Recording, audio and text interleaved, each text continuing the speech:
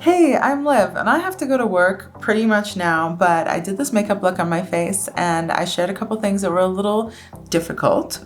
We're in difficult times, but something that I wanted to focus on was positivity as well. It's something I'd been thinking about before this whole pandemic thing, and obviously I got swayed by some of the bad news, such as life. And then I recently saw John Krasinski's Some Bad News. If you haven't seen it, I'll link it down below. It's very sweet, and it's very much in line with what I had wanted to focus on previously, which was put on some makeup and talk about good things and positivity. I'm not there yet. There's a lot going on in the world, but I wanted to share one good thing that happened today, April 2nd. You won't be watching this April 2nd, but regardless, today, April 2nd, Rita Johnson, the first female premier in Canada, took office, and that was in 1991. There are a whole bunch of things that happened today, and that one really stood out to me because it seems like a long time ago for this to happen. By the way, a premier is basically a prime minister. So in Canada, they had a female prime minister, Rita Johnson, in 1991. Maybe you guys know this and it's like I'm saying something that children learn at 4 or 5. Who knows? But regardless, I didn't know this and I think that's really cool and I wanted to share it. My resource for that information is the Good News Network that has apparently been in business for 20 years. That's good news. So here's another thing. Before this all started, Patrick and I were raising money for the Leukemia and Lymphoma Society and doing training for our charity bike ride that has now been pushed to September and for all we know postponed. I haven't been focusing on that fundraising because it feels a little weird to ask people for money when they're struggling for money to feed themselves. So in good news, the first of its kind blood test can detect over 50 kinds of cancer, often before symptoms can even show. That's amazing. That's really incredible news. To find out about cancers as early as possible so that the treatment could be mild versus severe and aggressive. That's absolutely incredible. That's great news. Okay. And now I have to go to work. So thanks so much for hanging out for this. If you'd like to watch how I did this makeup look and hear the more intense side of this, then keep watching. If not, it's okay, I understand. And have a great day.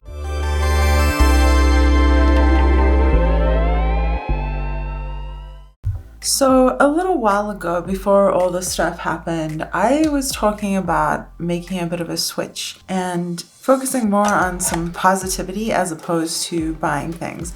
I recently asked a friend for constructive criticism about my channel. And the first thing he said was, well, you don't talk about the products often that you use so that people can buy them. And that's intentional to me because I value the thought more of being a content creator than an influencer. This is an elective relationship, and if you choose to be influenced by anything I say or anything that anyone else says, then that is your choice. But first and foremost, I'd rather create content than create something with the immediate intent of influencing, if that makes sense. I'm going to share the things that I like and the things that I'm doing, and if that has any impact on you, that's great. And because I love sharing the things that I love. Just like I always share my favorite band with people. If that doesn't have an impact on you, that's totally fine too. That is your choice. I'm not going to spend a whole video trying to influence you. So I've been thinking about that, and that is, of course, an intentional thing that I don't talk about products very much. And then the other portion is something that I've been thinking about for a bit, which was I love watching people do makeup and talk about something else. I don't want to talk about murder, although I love Bailey Sarian, and in less trying times, I very much enjoyed watching her. And if you're into the whole true crime sort of thing, she's a great person to watch. True crime and makeup, though. So that's not my jam. So what is my jam? My jam is happiness, kindness, and seeing the silver lining. Because that's sort of what my whole life is a silver lining. This happened to me, so what's the silver lining? Everyone's life is, really. Like, we have to keep finding the silver lining. And really, I guess that's sort of the way we live, is that we're constantly seeing our situations for the best part of them, seeing what we can do about them. And really, I'm sure that's how a lot of people live, is looking for the silver lining. Okay, we're gonna take a fluffy brush. I don't know where my fluffiest brush is. Oh, there it is. We'll start with this. We're gonna put purple all over. We're gonna do a halo eye, which I'm not the best at, but I felt like I hadn't done it in a while. So anyways, good news. That's sort of what I had been thinking about. Focusing on more is good things in the world. And then coronavirus happened and I started sharing my Pandemic Parley and sharing what I'm thinking, and it's kind of emotional stuff. Just as a side note, with these eyeshadows, I find they actually have a bit of binding to them. So once you place them, they stick quite well.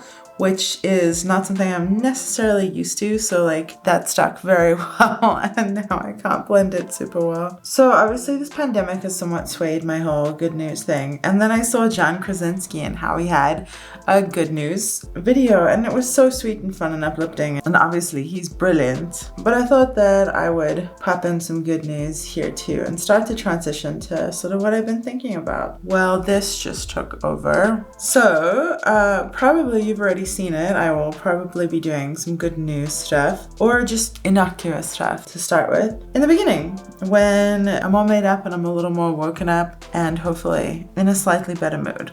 And I'll tell you now why I'm not in the best mood. So I had a friend come visit me the other day, and I gave her a present for another friend, and she's a nurse. We stood outside and chatted, and she stayed 6 to 10 feet away from me, and that was in part me assuring that occurred. And we were talking, and I'm sure she feels quite toxic, like people avoiding her because she's a nurse, and she wants to keep saying hi to people and smiling to strangers and being nice to people around her. She doesn't want to be defensive, and she expressed worry that people were being defensive and closed off and things like that. And I shared how I felt like I had to do that still as a defense mechanism because I don't trust these other people. I don't know what they're going to do. Are they going to jump out? Are they going to cough without covering their mouth? I don't know. So like first mode of dealing with people is defensiveness, and second is friendliness, which I'm a very friendly person from the start. And by nature. So there's this howling at the moon thing that's happening. You maybe heard about it. If you haven't, just go to Facebook and look for Go Howl Outside. And it's really fun and primal and a cool way to feel like you're connecting with the community around you. If you're interested, I'm now deepening up the outside and the inside of my crease. So this howling thing, it's really fun. We managed to convince my mom to do it. We were on a happy hour chat with her. I made a happy hour, and some of the other people on happy hour were going to go do it. So we walked over to my mom's because she's in the same complex as us. Walk over there, it turns out she's convinced some of her neighbors to do it, which is so fun. And so we stand in an area of space next to her house, like 15 feet away from her. And we wait for her to come out of her front door. It's like 7:59, and her neighbors come out at the exact same time. And there's a good 20 feet between my mom's house and her neighbor's house. They have like stone lying on the ground and everything. They're sort of the corner houses of this housing complex. And at one point, the neighbor walked across the partition with her dog and got really close to my mom. And I was horrified because we've all been respecting that stuff and respecting that distance. And my mom is in her mid-70s. She's high risk. I've been so protective of her, and here this neighbor just like walked up to her within like 2 feet of her and breathed on her. And my mom texted afterwards and was like, I'm very concerned that she got too close. And I was absolutely horrified and terrified, and I stayed about 20 feet back. So then as we're hanging out, then we hear that the neighbor is a nurse basically on the front line, which is phenomenal, astounding. They should be paid triple, like amazing. I'm so thankful for everyone who is willing to be out there and do this for all of us. And then at the same time, I was terrified because she was talking about working around COVID positive people. And so she could realistically have it for all we know. And we haven't seen or been around people in like 3 weeks. We were sort of in the clear, and then this person came within 2 feet of my mom.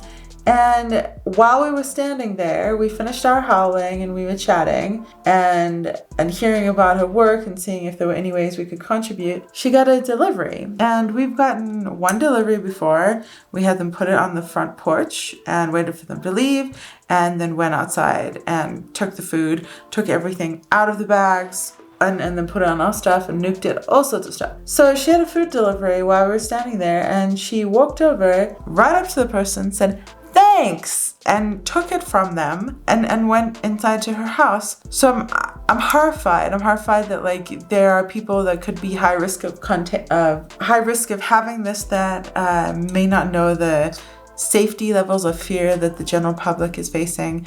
I think that behavior was unsafe. From all my understanding, that those were two opportunities for this person to both receive and transmit the virus. So I feel like our account is back up now because of this person, and my defenses are back up. And it was just after I talked to this friend about, being open, and I was thinking, well, maybe other people will be respectful. And I'm kind of furious now that this happened. And that my mom didn't get the opportunity to say back off, because she literally, it was this lady walked up and then her dog got caught in my dog, and my mom was holding my dog. So, but she was like, came up within 2 feet and then like bent over to untangle her dog, like right in my mom's face. I don't know. So my defenses are very up now mentally. We'll probably still keep going for walks, but I feel like I have to be defensive first, friendly second.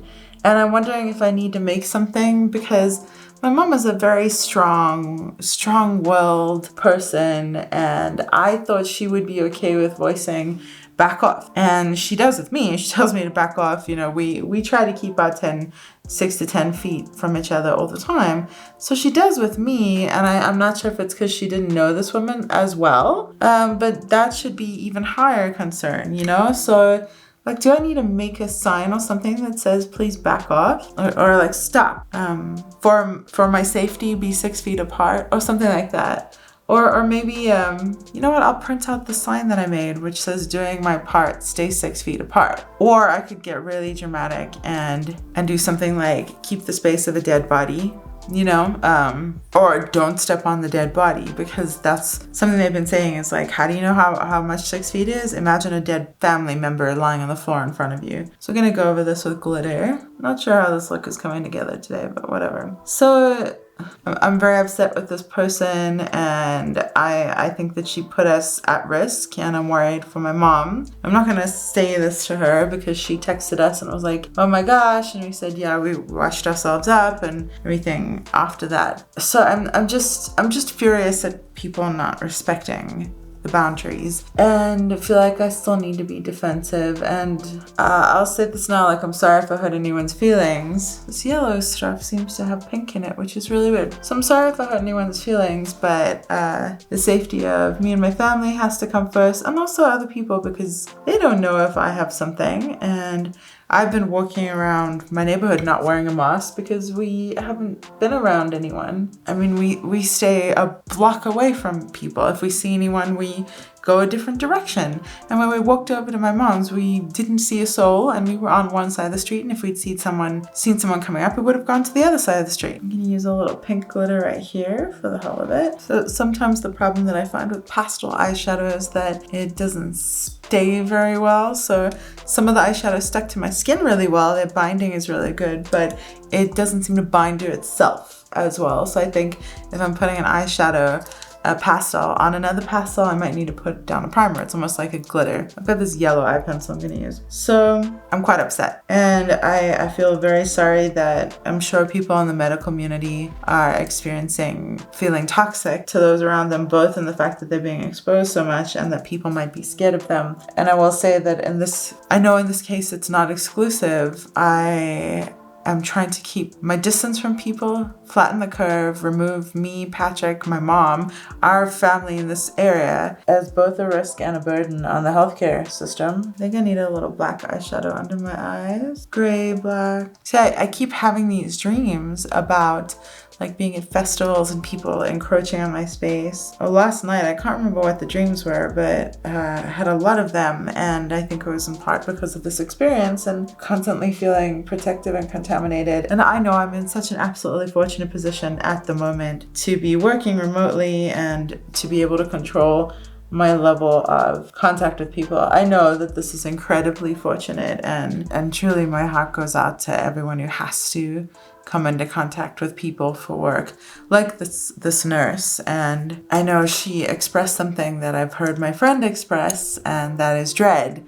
at the thought of going back to work because it's horrific and scary and they don't have the equipment that they need. And I don't know if I would mentally lost or if I would have a breakdown. So in other news, it was very nice weather in Colorado last night. So we did a happy hour and enjoyed being outside, and we got quite a nice chunk of people to join. And it's funny, I never ever do happy hours normally. So I don't drink much normally, and I don't I don't know why I don't do happy hours normally. And I was the one who decided to do the happy hour last night. Like, perhaps the pandemic is making me want to connect with people more than usual. Or perhaps being around people can fill up a social meter without you thinking about it. Like, if I'm normally at work and people are around me all the time, it just gradually fills up my social meter even if I'm not interacting with them. And yet here I'm not interacting with anyone, so I'm craving connection. I'm interacting with Patrick, and I love being able to have him here and spend time with him. But so I'm not interacting with other people than Patrick, and I don't have the opportunity for this to fill up.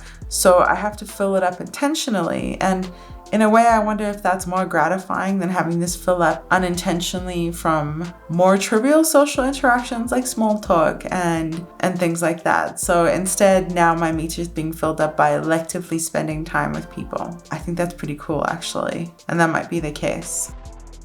I've also started doing this thing. I read an article and it called it Sunset Solidarity. I haven't actually looked it up, so I don't know if anyone else is doing this, but it mentioned firefighters doing bagpipes and Scottish drums at sunset. And so I immediately just jumped on the drum bandwagon and I started drumming at sunset, aka I did it twice. Also had a dance party on my lunch break yesterday, and that was with my hometown band Goldfish. They now live in San Diego, so they're on US time. But they've been doing these free shows in their living room. They might live together. And so the shows might be every Wednesday at 1 p.m. Mountain Time. If you go to Goldfish Live on YouTube, you can find details about it. So they'll release the stream, and it's just fun and dancey and kind of a cool lunch break. And then because we joined their fan club, which is free, it's called the Swim Team. So because we joined the fan club, then anyone who was on the fan club could get into their Zoom meeting and then be on the screen while they were performing. And then we all got a sort of a private show afterwards where they played a couple more songs. So it's cool. Should probably do one's face before you do a halo eye because it's so all over the place. Try to blend this out a little more. I'm never fully happy with this bottom part here. If anyone's watching, I would really, really welcome constructive criticism. If there's anything that annoys you or that you would like to see, or anything that you think, like if you listen to me and you're like, ugh, this is boring, or you have any thought like that, like something that if I were a friend you might mention so that I'd change it, I'd love to hear. I have one friend who's extremely honest, and I have him sort of on the task of critiquing stuff because he messaged me last night and was like, oh, I love this thing from this video, and I'm like, oh my god, you're watching it. I didn't know if anyone I know watches this stuff, so that was really sweet. And also I'm excited to hear his critique. And if you are the kind of person who can share critique, I would love to hear it. Like, there's this one YouTuber, oh geez, I put way too much bronzer on. There's this one YouTuber, and the pet peeve that I have about her, and I've had a hard time continuing watching her, is that she has a lot of mouth sounds. And I try to manually edit my mouth sounds out, and that can be time consuming. Like, I've learned some tricks now. So let's say it adds 15 minutes to each editing video, to the editing process. And before it would add like probably an hour, half an hour, I don't know. But it was part of the whole trimming thing. So she has a lot of mouth sounds, and that drives me insane. It's almost like, because I'll put on my noise canceling headphones while I'm listening to people on YouTube, and then it's almost like I'm hearing someone chew when she talks. It's so bad. I just, and I don't feel like I could tell her because I've seen her snap at people before. So I will very much try not to jump on you if you say something constructive. If you say you're fat or I don't like your face or whatever, it's not constructive. Although you're totally allowed to not like my face. Sometimes I don't like it. But of course, that's not constructive, is it? I just do this peachy thing that really clashes with the whole look. So please, please, please, please share. If there's anything that you'd like to see more of or like to see differently, I would 100% love to know. And that's the finished look. I actually do like the lipstick with it. It sort of seems to brighten it up a bit, but I don't have my glasses on, so I can never see that too well. Yeah, I like it a lot. I mean, I never entirely love a halo eye when I do it, and I think that might be because of my eye shape. There are some people, especially people with a lot of lid space, that can look really fantastic with this, like super dramatic. And especially if you go really dark, it can be fun. A dark to light contrast. But anyways, I mean, I feel great. I'm gonna go hang out at home and work like this, and then do a workout like this. Thanks so much for hanging out. If you are willing to share some constructive criticism or whatever it is, I'd love to know it, and I would really appreciate your time. I hope that if you're struggling with boundaries with the people around you, strangers, or even the people within your close network, I would love to hear how you're dealing with it and how you're feeling. I really want to be authentic and share openly and honestly, and I know that that can be hard stuff to hear sometimes and hard stuff to say. Like, I'd love to pretend that I'm a wonderful person that doesn't have bad thoughts ever, but I'm a human, a real person, and I do sometimes. Please let me know how you're doing with this whole pandemic, how you're dealing with your boundaries. I do hope that you are as safe as you possibly can be out there. Be kind to the people around you. Stay home, and thanks for hanging out.